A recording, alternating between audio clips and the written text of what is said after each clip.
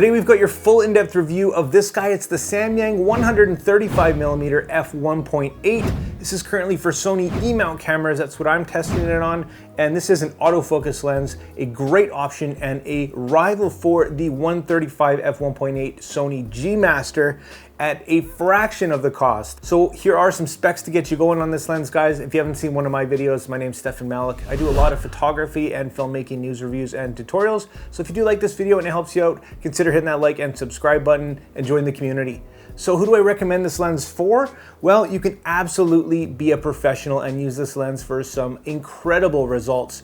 If you're not a professional, it's gonna make you look like one because it is just that good when it comes to performance, which we will get into. Having said that, let's dive into the first category which we're gonna look at, and that happens to be the build and features of this lens. So having a quick look at what you get in the box, it is well packaged, it feels really sturdy in there, and there's not much to it. All you do get is a little bit of paperwork there, a cloth carrying case for the lens, which really doesn't look like it could fit it, and the lens and a lens hood. And that's all there is to it. Now my overall impressions of this lens are very good. It really feels like Samyang has stepped it up in terms of build quality. It just feels like a very well-made professional lens in your hand. And I could really say that this is definitely the next generation of their lenses. The size and the weight of this lens are good for me, and it's worth noting that this lens is just under half a pound less than the G Master.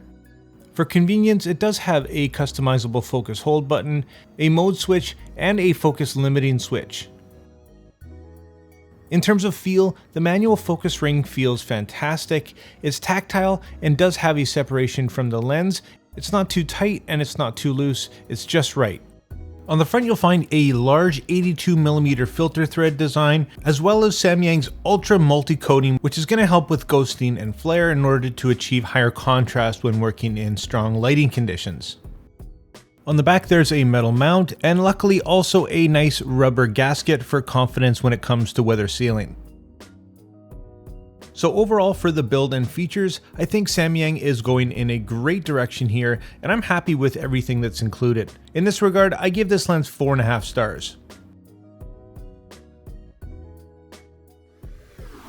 Next up, let's touch on the value of this lens, and I'm happy to say that it has a ton of it. Coming in at $1,000 US MSRP, this lens is a phenomenal performer for the price. Of course, in terms of options, the sky's the limit. We've got the 135 G Master from Sony, and it is a great lens, but at over double the price. Is it that good? I'm not sure. There's also the Sigma around 1.5 times the price. It does have a great 7-year warranty, which I wish Samyang had a little bit more of. It does have a 1-year warranty, so I'd like to see that maybe in the future bumped up if possible to maybe even 2 or 3 years. But in terms of overall value for what you get, we'll get into performance here in a second. Well, it's phenomenal, and I give it 4.5 stars. Alright, it's why you're here. We're diving right into performance here. First, having a look at the autofocus performance of this lens. Now, I'm happy to tell you that it is quite good. Here in video, it is very consistent. This is not the fastest focusing lens, but it is very confident and consistent. Here are some continuous shots tracking a moving subject, and yes, it does perform quite well. Like I said, it's not the fastest, but it's going to be adequate in the majority of the situations. I wouldn't choose this lens for particularly shooting things like birds in flight per se, but you're probably going to be using this thing for portraits and whatnot anyways. So for autofocus performance as a whole, it's great, it's quick, and it's basically silent. So as always, here are some test shots that I've taken with this lens. This lens is just really nice to work with. It's well balanced, and I know that it's going to perform when I need it to. From everything to portraits and still life, family stuff, and just shooting stuff for fun, it's going to give you incredible sharpness. And of course, with its 11 aperture blades and fast f1.8 aperture, it's going to give you beautiful bokeh and out of focus backgrounds. It's also worth noting that you can get relatively close to your subject with a minimum focus distance that's just over 2 feet.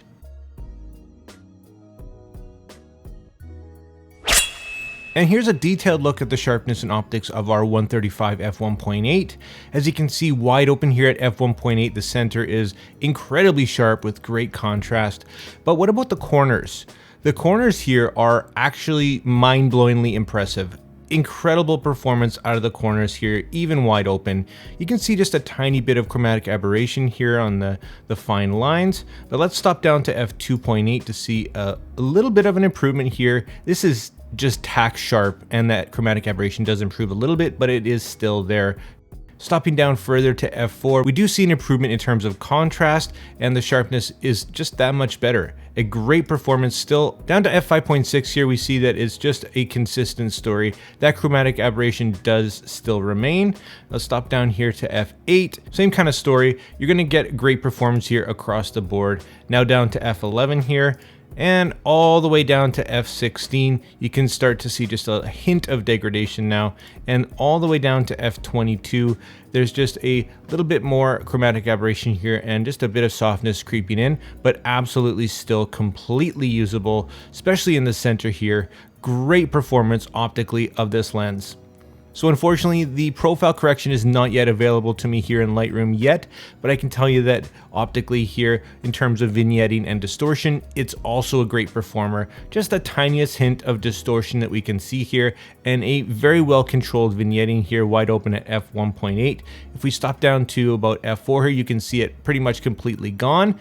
So yes, in terms of performance for vignetting and distortion, once again, a great performance. So for me, in terms of performance as a whole, this thing has been really consistent, really stable, and really not giving me any hiccups to speak of whatsoever after thousands of photos and quite a bit of video. So I'm happy to say that this thing is a solid performer, and I give it 4.5 stars. So wrapping it all up, my friends, yes, this lens is a winner in my book. Of course, as always, here are my personal pros and cons for this lens. Of course, this is not a cheap lens, but it is a fraction of the cost of its competitors. Now, if you are a subscriber, you also know that I like to rate things on a scale from never think about again to consider to definitely buy. And in this case, yeah, if you are looking for a crazy good portrait lens that you can get way out there with a bit of reach, great compression, and beautiful bokeh, well, I think you've found your lens, and I definitely buy this one. So there you have it, guys. There's my thoughts on the Samyang 135 f1.8, a phenomenal option if you're looking to not break the bank, but have a incredible long-reaching portrait lens. Definitely, I would recommend this to you for sure. And if you did want to pick this lens up, I will drop affiliate links down below. Thanks so much for watching, guys. If you did like this video and it helped you out, consider hitting that like and subscribe button. Join the community, and like always, make mistakes, be yourself, and get out there and take some more pictures. See you next time.